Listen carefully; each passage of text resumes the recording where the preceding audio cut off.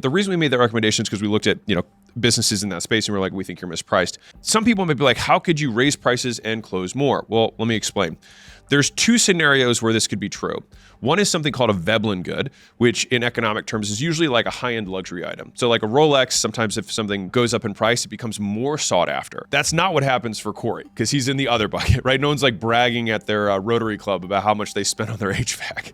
So instead what happens is that if you have what I would consider a normal business providing a normal service or product, if you raise your prices, what sometimes happens is that the conviction of the customer that you can actually deliver on the promise you're making goes up.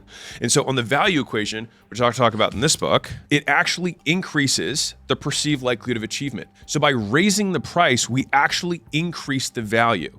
And this is why I talk about charging premium prices. Page 48 in the offers book, I talk about the virtuous cycle of pricing. And so what happens is if you raise your price, you increase the emotional investment, you increase the perceived value, you increase the results, and you decrease the demandingness of the customer, you get more money to actually deliver. And so what happens is a lot of times people will just try and they're so afraid of charging money that they actually sell themselves out of a sale because it's so low price that they're like, gosh, this guy seems like a super seedy duct tape operation, right? And so many of you, especially newer business owners, I'd say like call it 3, sometimes 5 million in revenue. Some of the biggest levers that exist in the business is simply charging more because people actually believe you can deliver the service now. So whenever I hear 80% or over 80% close rates, I usually know that there's room